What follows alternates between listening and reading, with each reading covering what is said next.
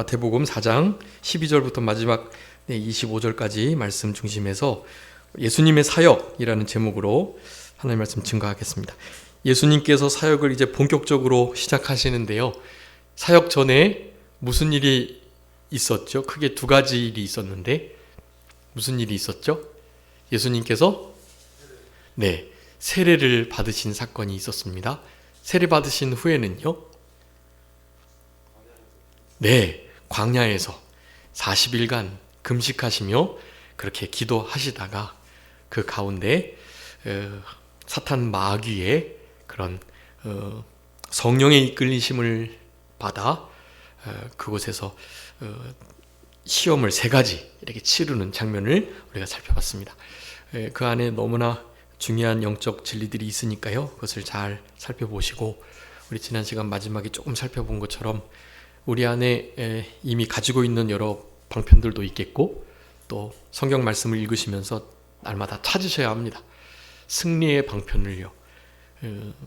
강한 용사가 돼서 이 땅에서 사탄 마귀의 그 간악한 계계를 잘 분별하고 그래서 영적 그리스도의 좋은 군사로서 모집한 자를 기쁘시게 하는 삶을 살아가셔야 합니다. 용사로 서 계셔야 돼요. 갑옷 벗지 마시고 군대 갔다 온 이제 분들은 아시겠지만 이제 우리 신승이도 그렇고 우리 주원이도 그렇고 주만이도 그렇고 이제 군대 가야 되는데 군대 가면 이제 5분 대기조라는 게 있습니다. 5분 대기조. 5분 대기조는 그 부대에서 이렇게 5분 안에 목표한 지점이 있거든요. 5분 안에 하여간 도착해야 할 그 지점까지 그냥 일반적인 상황에서는 5분 내로 못 가고요. 완전 군장을 잘 꾸리고 있는 상태에서, 그러니까 전투화 끈을 맨다? 그럼 5분까지 못 가는 거예요. 5분까지. 전투화 끈 메고 있어야, 잘 채비를 갖추고 있어야 이제 군장만 착 총하고 둘러매고 갈 때 비로소 도착할 수 있는 그 정도의 거리. 항상 그 사람들은 다른 것 아무것도 안 하고요. 그냥 언제 5분 대기조 출발 명령이 떨어질까 그것만 귀 기울이고 있는 거예요. 그네들은 잘 때도 전투화를 벗지 않고 잡니다. 5분 대기조가 이제 돌아가면서 이렇게 하는데요. 5분 대기조가 나름 힘들긴 한데 다른 일절의 훈련과 또 공사에 참여 안 하니까 그런 건 좋긴 하죠. 그런데 언제 불려 나갈지 알 수 없고, 한마디로 말하면 초긴장 상태, 긴장의 끈을 놓을 수 없는 그런 상태에 있습니다. 그래서 상당히 피곤하고 또 상당히 많은 체력을 요구하게 됩니다. 별것 아닌 것 같은데 사실 되게 힘든 일이거든요. 이제 신앙의 어떤 삶은 마라톤에 비유하는데, 지금의 이제 때를 이렇게 점검해 볼 때 지금은 이제 좀 마지막 그 전력 질주를 해도 괜찮을 그런 시간인 것 같습니다. 이제는 마라톤 하듯 나름의 페이스를 조절할 것이 아니고요. 이제는 전력 질주를 해서 우리가 가지고 있는 남은 이 신앙인의 하나님의 자녀로서의 이 사명자로서의 청지기로서의 그 길을 막 숨을 헐떡이면서 숨이 넘어갈 것처럼 그냥 전력 질주를 해야 할 그런 상황이 아닌가, 그런 생각을 많이 해보게 됩니다. 그런 상태가 아니고서는 죄송하지만 영적 전쟁에서 승리하기가 어렵습니다. 지금은 이제 그냥 전시 상황인데 잠깐 이렇게 휴전한 우리 지금 한반도의 상황과 똑같은 상황을 영적으로 이제는 적용하셔야 합니다. 하나님께서 이 분단의 상황을 우리의 영적 유익으로 주셨는데 이것이 그저 이념의 갈등 속에서 하나님의 복음마저도 서로를 하나 되게 하지 못하는 지경에 이르렀고, 그렇기 때문에 그와 같은 책임을 우리 그리스도인들이 면할 수가 없는 그런 상황인 것입니다. 그래서 어떻게 하든지 신앙의 다른 박질을 전력 질주하면서요, 그런 전력 질주의 상황 속에 하나님께서 나에게 맡겨주신 우리 자유 대한민국을 향한 우리의 일들, 우리 공동체, 교회, 가정, 직장과 사업장에게로 향하신 하나님의 우리를 향하신 뜻들이 다 있거든요. 여러분 그것을 잘 발견해서 그것을 이루셔야 해요. 그런 사명을 이제 찾으셔야 합니다. 찾으시고 나를 왜 이곳 가운데, 나를 왜 여기에 하필 이 공동체 안에 바로 이 장소에 두셨을까라는 것을 여러분 좀 심각하게 그렇게 찾으셔야 합니다. 찾으시고 그냥 우연히 그냥 어떻게 하다 보니까 마지못해서 그렇게 된 게 아니에요, 결코. 그러니까 순간순간 우리 주님이 늘 하나님과 교통하시며 그렇게 하나님의 뜻대로 말씀하시고 행동하셨던 것처럼 우리도 그렇게 해야 합니다. 이때까지는 뭐 좀 나름 준비되고 실수도 하면서 좀 이렇게 좀 시행착오도 겪으면서 그렇게 했다고 하신다면 이제는 그럴 시간이 없다. 진짜로 그런 생각이 너무 많이 듭니다. 오늘 오전에 말씀드렸던 것처럼 진리의 성령이 오셔서 모든 진리 가운데로 이렇게 인도를 받는 삶을 살아가게 되면 장래의 일을 알게 하신단 말이에요. 뭐 구체적으로 내가 이렇게 하겠다 이런 것이 뭐 주술 예언 뭐 점쟁이처럼 그렇게 알려지는 게 아니고 그 시대가 상황이 좀 이렇게 선명하게 구분이 되는 거예요. 이건 일단 아닌데, 이것은 너무나 맞는 일인데, 그런 것이 이렇게 딱 명확하게 구분이 되는 거거든요. 빛과 어둠이 분명하게 나뉘는 것처럼요. 그렇게 좀 선명한 생활을 하셔야 합니다. 그냥 그럭저럭 그냥저냥 살아가실 상황은 이제 더 이상 아니다. 예수님처럼 승리하시려면 3번 다 무엇으로 승리하셨다 그랬죠? 말씀으로 승리하셨습니다. 그 말씀은 어떻게 나온다고요? 무엇과 무엇으로요? 금식과 기도로. 금식과 기도가 있어야 그런 말씀이 튀어나오는 거예요. 말씀이 생각나서 말씀이 그런 아주 치명적인 유혹을 이겨낼 수 있도록 하는 것입니다. 말씀이요. 금식과 기도로 주님 앞에 정말 겸손한 낮은 마음으로 머무는 자들에게 그 말씀의 역사가 힘있게 나타나는 것입니다. 그 말씀을 사용해서 진리의 성령이신 오순절 보혜사 제3위 하나님께서 역사하시게 되는 거예요. 그 진리의 말씀을 가지고. 그러니까 그것이 선행돼야 되겠고, 금식과 기도는 어떻게 할 때 가능하다고 그랬죠? 뭐 받으셨죠, 예수님이? 세례 받으셨죠. 모든 의를 이루는 방향으로 우리의 삶이 포커싱 돼야 되는 것입니다. 의를 이루기 위해서 세례를 받으셨던 거고요. 세례를 받으실 때 어떤 일이 있었죠? 하늘이 열리고 비둘기와 같은 성령님께서 임하시고, 마지막은요, 성부 하나님의 음성이 선포되었죠. 이는 내 사랑하는 아들이요, 뭐하는 자다? 내 기뻐하는 자이다. 17장에서는 이제 변화산 사건을 통해서 너희는 이의 말을 들어라, 그 말씀이 이렇게 임했습니다. 그런 증거 받으면 뭐 더없이 더 바랄 거 없죠. 주님이 우리를 기뻐하시고 사랑하신다. 그냥 법적으로 그렇게 해주시는 건데요. 법적으로가 아니라 실제적으로도 하나님께서 사랑해 주시고 하나님께서 기뻐하실 만큼의 이 여름 가뭄의 얼음 냉수와 같은 그런 삶의 태도로 우리 하나님을 실제로 기쁘시게 해드리고, 하나님께서 사랑을 인하여 견디지 못하여 하시는, 기쁨을 이기지 못하시는 그런 하나님의 증거가 우리의 생활 속에 나타나는 그런 일이 있어야 세례는 곧 할례와 같고 그리스도의 할례를 신약시대에 받아야 된다. 할례 받은 자의 모습으로 우리의 심령이 부드러운 마음과 같이 한 마음, 여호와를 경외하는 마음, 새 마음, 한 영, 새 영을 주셔가지고 그렇게 그 영으로서 살아가게 된다. 그 영에 하나님의 말씀이 심기어지게 되고, 율법에 새겨진 말씀이 아니라 우리 마음에 새겨진 그 말씀이 우리의 새 영의 역사를 통해서 실제적인 변화된 삶을, 새로운 피조물의 삶을 그렇게 살아내게 된다. 할례 받은 자의 모습인 거예요, 그게. 그럼 그것이 빌립보서 3장 3절처럼 어떻게 나타나죠? 예수 그리스도로 자랑하고 하나님의 성령으로 봉사하고 육체를 신뢰하지 않는, 하나님 말씀을 신뢰하는 그런 상태가 된다.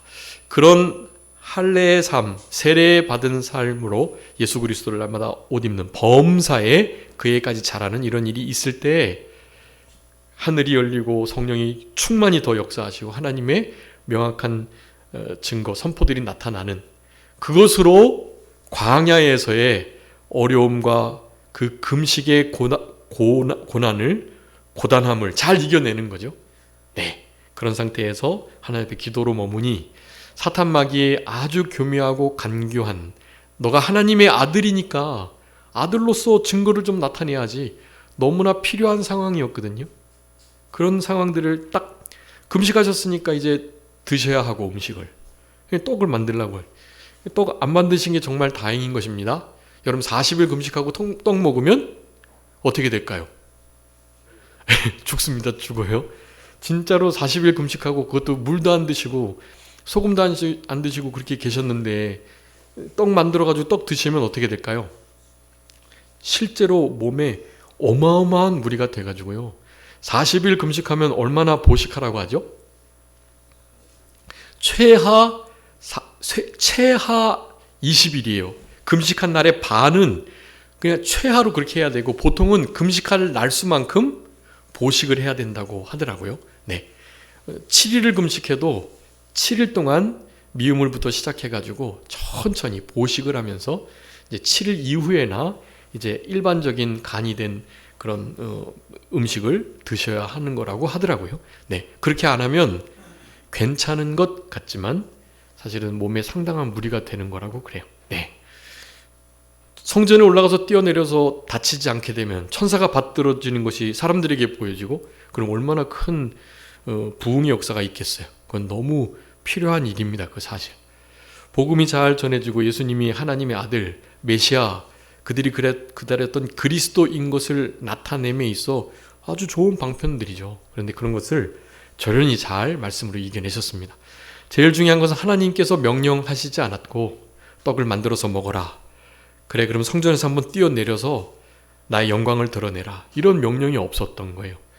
마지막은 이제 예수님이 진노하지 않으실 수 없는, 나에게 절해봐라. 그러면 내가 이 모든 천하의 영광을, 모든 것들을 다 너에게 주겠다 하는 그 말씀을 듣고 주님이 그냥 계시면 안 되죠. 1, 2계명을 범하라고 말하는 일이었기 때문에 그건 뭔 타협의 재론의 여지가 없고, 사탄아 물러가라 외치는 일밖에 다른 반응을 보여서는 안 되는 것입니다. 거기서는.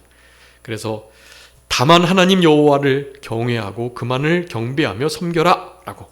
첫 번째는 떡으로 사는 게 아니라 말씀으로 산다. 여호와의 입에서 나오는 말씀으로 산다라는 말씀으로 이겼고, 신명기 8장 3절요. 두 번째는 뭐였죠?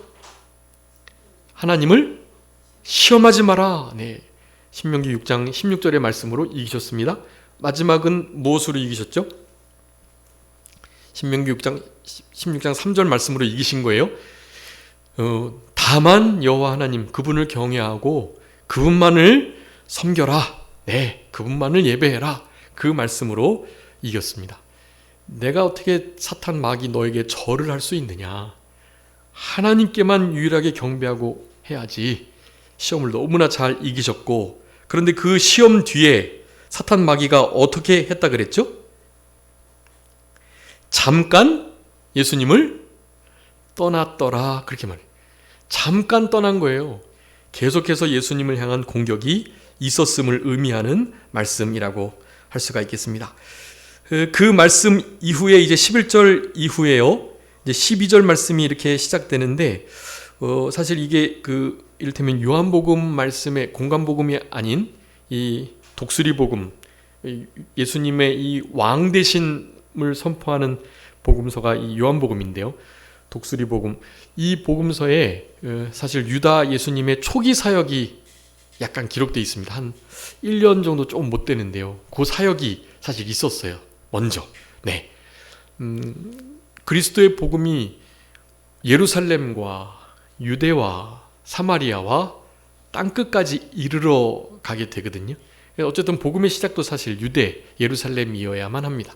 네. 그러니까 오늘 11절하고 12절 사이에 한 1년 정도의 그 시간차가 있는 거예요. 그래서 오늘 본문은 우리 갈릴리 사역이 이제 처음으로 시작됐던 그 1차 사역을 말하는 것입니다. 이 갈릴리 사역이 당연히 시작되어야만 해요. 왜냐하면 예수님의 탄생하실 때에도 그랬고, 그리고 오늘 이사야 말씀들을 다 이루시기 위한 말씀 성취, 마태복음 말씀 성취에 아주 중요한 포커스를 맞추고 있다 그랬죠. 구약의 말씀이 다 성취되는 것을 예수님은 그 성취를 이루시기 위하여 다 움직이시고 말하시고 행동하시고 그러셨던 거예요. 네, 당연히 초기 유대에서 예루살렘에서부터 사역을 했던 거, 그리고 갈릴리 사역이 이제 시작되는 모든 것들 다 하나님의 말씀을 이루시기 위함이라는 사실을 먼저 기억하시면서 이제 12절부터 마지막 25절까지 우리 예수님의 사역을 살펴봐야 할 것입니다. 12절부터 17절까지요. 예수님의 사역 시작되는 면들을 보이고 계시는데, 나사렛 가버나움으로 가셨다. 나사렛 가버나움에서 큰 빛, 이방의 빛이 사망의 그늘에 앉아있는 이들에게 비춰질 것임에 대해서 말씀하고 계세요. 원래 아까 그 지역은 좀 우리 단지파에 속한 지역인데, 거기는 거의 이방 지역하고 다 맞닿아 있는 부분이라 사실 거의 뭐 이방이라고 봐도 다르지 않습니다. 그래서 그 이방의 빛이 비추어지는 이 이사야 9장과 이사야 35장의 말씀이 응하게 되게 하시기 위해서 그 사역을 시작하셨다라는 것을 우리가 알아야 할 것입니다. 우리 예수님은요, 그냥 진짜 이렇게 사역을 막 하시다가 좀 쉬실 때가 필요하잖아요. 우리 제자들에게도 너희들이 이제 좀 쉬어라 하실 때가 있었거든요. 진짜 사역에는 쉼이 있어야 하고, 쉼도 사역의 한 부분이라고 사실 말을 합니다. 네, 우리 여기 장윤 강사님도 계시지만 사실 강도사님들이나 전도사님들은 쉬는 것이 정말 어려워요. 네, 그래서 담임 목회자가 부교육자들, 강도사님, 전도사님을 좀 잘 쉬게 해드려야 합니다. 그게 좋은 교육자라고 할 수 있겠고요. 우리가 이렇게 부교육자 할 때는 일절 그런 게 없었죠. 이럴 때면 휴가비도 제대로 받아본 적이 없었고, 휴가 제대로 가본 적이 없었던 것 같아요. 네. 그런데 이 사역을 하면서도 사실은 휴가와 같은 우리 육체에 조금 이렇게 편안한 쉼을 얻기 위해서는 그게 좀 지금 돌이켜보면 너무 필요했었던 일들이다라는 생각이 좀 많이 들고, 그리고 제가 이제 부교육자를 이제 쓰게 된다면, 부교육자는 복 받았죠. 저 부교육자들 진짜 이렇게 월요일부터 쉬잖아요. 그러면 보통은 토요일 전에는 돌아와야 되잖아요. 그러니까 사실은 쉬는 게 아니에요. 월요일 떠나서 화요일쯤 되면 이제 월요일 출발하자 해서 출발하면 화요일쯤 되면 무슨 생각을 할까요? 이제 늘 패턴이 있으니까 수요 예배 준비하고 싶은 마음이 막 들고, 그러다가 이제 목요일 지나고 금요일쯤 되면 또 이제 산에 가서 이제 말씀 붙들고 연구하고 기도해야 되는데 하는 생각 계속 있는 거예요, 그게. 그래서 진짜 휴식은요, 이 주일을 넘겨야 됩니다, 이게. 그러니까 주일을 준비 안 하는 게 진짜 휴가예요. 제 부교육자는 복 받았죠, 이제. 저는 부교육자에게 그 주일을 넘기도록 할 거예요. 주일 어디서 잘 예배 드리시면서 은혜 받고 그렇게 지내고 오시라. 이거 주일 사역 안 하도록. 그 주일 사역 안 하면 어떻게 하겠습니까? 담임 목사가 해야 되고 부서장들이 하셔야죠. 그리고 우리 교단에서도 사실 이제 부교육자가 없기 때문에 부장 집사님들이 해주셔야 돼요. 주일학교 부장 집사님, 중고등부, 청년부, 부장 집사님들이 사실 이제 사역자 역할을 감당해 주셔야 합니다. 이제 우리 교회 같은 경우는 뭐 지다른 목사님과 우리 남성 목사님께 너무 잘 배우셨기 때문에 뭐 다른 특별한 교육 없이 뭐 어느 정도의 부서를 맡아서 이제 진짜 막 힘에 지나도록 큰 규모가 아닌 이상에는요, 당연히 충분히 감당해 내실 수 있습니다. 그렇게 좀 감당해 주셨으면 좋겠고, 부교육자가 주일을 지내고 휴가를 마치고 돌아오는 진짜 쉼을 얻을 수 있도록 그렇게 좀 도와주셨으면 좋겠습니다. 뭐 이 말이 실천이 될지는 모르겠지만, 아무튼 진짜 쉼이 필요하다. 그런 쉼을 좀 갖는 것은 우리의 영에게도, 우리 영적인 사역을 하는 입장에서도 크나크게 도움이 된다. 그런데 지금 말씀드리고 싶은 건 우리 예수님은 그러지 않으셨다라는 거예요. 주님이 더욱더 많이 쉬셨어야 함에도 쉬지 않으셨어요. 제자들은 쉬게 해주셨는데 우리 주님은 안 쉬셨습니다. 그 패션 오브 크라이스트라는 영화, 멜 깁슨이라는 배우가 이렇게 제작 감독을 했었는데요. 이렇게 후기들이 좀 있는데 믿지 않는 배우들이 대부분 다 믿게 됐다 그래요. 그 영화를 찍으면서 실제로 기적적인 일들이 많이 나타났고, 하나님께서 진짜 살아계시구나. 그 예수님 역할을 맡았던 제이씨라고 하는데, 이 짐 카자엘인가? 네? 카바젤. 네. 짐 카바젤이라는 그 배우가요, 독실한 그 카톨릭 신자였는데, 이제 멜 깁슨도 그렇고요. 이제 더욱더 진짜 하나님 앞에 이렇게 매달리게 됐다고 그래요. 그런데 그 스태프들이나 다른 배우들이 이게 제이씨니까요. 제이씨가 무슨 약자겠죠? 제이씨, 지저스 크라이스트죠. 그리고 그 영화 찍을 때 그분의 나이가 33이었대요. 그러니까 멜 깁슨하고 둘이서 막 깜짝 놀래가지고 하나님께서 이거 뜻하신 게 맞다 그러면서 영화를 찍었다고 하더라고요.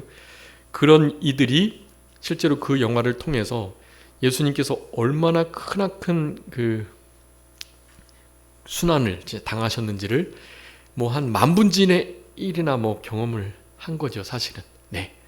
그런데 그 영화가 실제로 많은 그리스도인들을 깨웠고, 우리 교단에서는 이제 그거 너무 믿음은 보지 않는 것이어야 하는데 너무 보이게끔 했기 때문에 그런 건 신앙에 크게 도움이 되지 않을 거다, 뭐 그런 일들이 많아서 보지 말라고 막 하기도 했었는데요. 저는 그 부분은 좀 이렇게 동의할 수가 없고, 충분히 그런 영화가 우리의 심령을 새롭게 하고 우리 주님을 가까이 하는데 도움이 많이 된다는 생각이 있습니다. 실제로 좀 우리 안에 그렇게 주님의 순환과 고난에 좀 어떻게든지 동참하려는 마음을 좀 갖는 그런 태도들이 어느 때보다 필요한 것 같고요. 그런 영화도 사실 그 배우를 예수님 보듯 봤대요. 예수님처럼 더 이상 연기를 하는 게 아니었고 신앙의 모습으로 그리스도를 잘 표현했던 그런 인물이었던 것으로, 연기가 아니었다는 것으로 그렇게 다들 인정했다고 하더라고요. 우리 이 땅에서의 삶 속에서 항상 그렇게 다른 이들의 빛을 비추는 이방의 빛의 역할을 감당하는, 천국 복음을 전파하실 때 여기 뭐라고 말씀하셨죠? 17절에 우리 17절 다 같이 읽어보겠습니다. 17절 시작. 이때부터 예수께서 비로소 전파하여 이르시되 회개하라, 천국이 가까이 왔느니라. 아멘. 여러분, 이 말씀은 우리 3장에서 우리 세례 요한이 외쳤던 그 말씀과 똑같은 말씀이에요. 그런데 병행 구절 마가복음 1장에 보면 이렇게 말씀하고 있어요. 한번 읽어봐 주세요. 마가복음 1장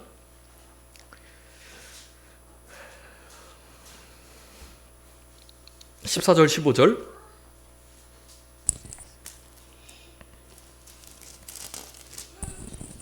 요한이 잡힌 후 예수께서 갈릴리에 오셔서 하나님의 복음을 전파하여 이르시되 때가 찼고 하나님의 나라가 가까이 왔으니 회개하고 복음을 믿으라 하시더라. 아멘. 여기 세 가지의 이 어구들을 주목하셔야 되는데요. 이르시되 때가 어떻게 했고요? 때가 찼다라는 거예요. 이건 주님께서 정하신 때가 아니에요. 주님이 원하신 때가 아닙니다. 하나님께서 예정하신 때가 되었다라는 의미예요. 여러분, 우리 안에 하나님의 때를 그래서 구하고 하나님의 때에 우리의 시간을 맞추는 것이 아주 중요하다고 할 수 있겠습니다. 때가 찼다. 네, 때가 차야 하나님께서 실제로 일하시게 됩니다. 그때까지는 우리가 그 때가 잘 이루어 성취되는 역사가 있기 위해서 준비를 잘 해야 하는 거예요. 그 다음에 어떻게 했다고요? 하나님의 나라가 가까이 왔다. 가까이 왔기 때문에 이렇게 해라는 것을 말해요. 우리 오늘 본문에서는 회개해라. 천국이 가까웠다. 이렇게 말씀했잖아요. 천국이 가까이 왔기 때문에 회개해야 된다라는 것을 확실히 하고 있는 것입니다. 하나님의 나라, 천국 같은 의미인데요. 일단 천국이라는 단어보다는 어쨌든 하나님의 나라라는 표현이 훨씬 더 그 정체성을 분명하게 드러냅니다. 네, 천국이라는 단어는 뭐 이를테면 불교에서도 열반의 경지에 이른 것을 높은 경지의 세계, 하늘에 속한 세계, 그런 나라, 하늘나라, 천국이라고 표현을 합니다. 열반, 천국 다 같은 의미로 통하는 거예요. 그런데 그 천국이라고 일컬어지는 그곳은 누구의 나라다? 하나님의 나라이다. 하나님께서 통치하시는 나라, 하나님의 통치가 100% 이루어지는 나라, 거기가 바로 천국이라는 겁니다. 따라서 여러분의 심령 속에 하나님의 통치가 100% 이루어지면 여러분의 심령이 뭐가 되는 거죠? 천국이 되는 거예요. 그래서 네, 하나님의 나라와 의가 잘 온전하게 이루어지고 확장되고 그렇게 선포되는 그런 곳, 네, 거기가 바로 하나님의 나라 천국이라고 일컬어지는 겁니다. 거기가 마음이면 심령천국, 거기가 가정이면 가정천국, 거기가 교회면 네, 교회천국이 되는 거예요. 내가 직장생활하는 곳에 그런 역사가 나타나면 직장천국이 되는 거고요. 내가 사업하는 이 사업장에서 하나님의 통치가, 하나님의 통치 다스리심이 거스려지지 않고 온전히 하나님이 뜻하시는 대로 다 순종하고 그렇게 된다? 사업장 천국이 되는 거예요. 네, 그런 천국을 누리면서 살아가시도록 우리 주님께서는 일하셨다. 때가 찬 것을 분명하게 아시고 하나님의 나라, 천국이 가까이 왔으니, 그래서 already not yet 많이 말씀드렸죠. 하나님의 나라는 이미 이루어졌지만 아직 완성된 것은 아닌 그런 상태에 있습니다.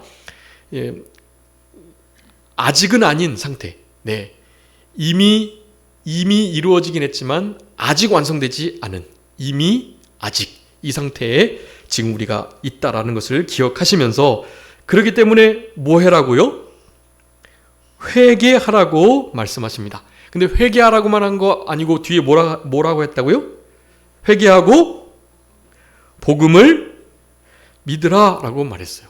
여러분, 그래서 이게 정말 중요한 거예요. 이게 때가 찼음을, 그래서 하나님의 나라가 아주 임박했음을, 그래서 해야 할 일은 회개하면서 복음을 믿는 일이, 복음을 받아들이기 위해서 먼저 회개해야 된다, 그런 의미도 있고요.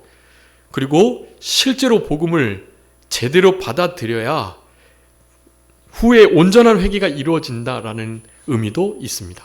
회개와 복음, 복음을 믿고 회개하거나 회개하여 복음을 온전히 받아들이거나, 그것을 바로 회심이라고 하는데요. 회개하고 믿고 회개하고, 이것이 사실 동시간적으로 이루어지고요.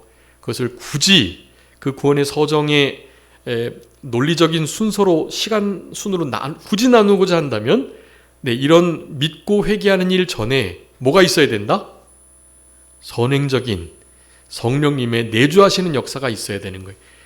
이게 가장 먼저고요. 내주하신 다음에 우리가 뭐 아무런 것 하지 않는데 하나님 성령님께서 말씀으로 우리의 죽은 영을 살리세요. 중생이죠. 내주하시는 역사, 그래서 중생케 하시는 역사가 선행적인 은혜로 이루어져야 돼요. 그래야만 진짜 복음이 그때부터 들려지고 그 들려진 복음에 의해서 진심의 회개가 되게 됩니다. 네, 그게 논리적인 순서예요. 근데 그것을 천국에 가까웠으니까 회개해라, 그리고 복음을 믿어라, 그렇게 말하는 거예요. 또 다른 복음서에는 제대로 된 복음을 받아들여서 믿을 때만이 진짜 회개의 열매가 맺힌다, 그렇게 말씀하는 구절도 있어요. 그러니까 그 두 가지가 엎치락 뒤치락 같이 상호작용을 하면서 순환하면서 그렇게 이루어져 가는 겁니다. 논리적인 순서는 그래요. 성령님 먼저 우리에게 아무런 공로 없는 우리에 찾아오셨고, 그래서 우리의 죽은 영을 살리셨고, 죽은 영이 복음의 말씀에 반응하고, 반응된 우리의 심령 상태가 진짜 우리가 죄인됨을 깨달아지게 되는 그런 순으로 이루어지게 된다라는 것입니다. 그래서 여기 복음을 전하셨고 그 복음을 믿어야 된다는 말씀을 하는 거예요. 세례 요한이 이미 일을 시작했던 것처럼 회개해서 이 복음의 그 본체이신 예수 그리스도의 길을 예비했던 것처럼요.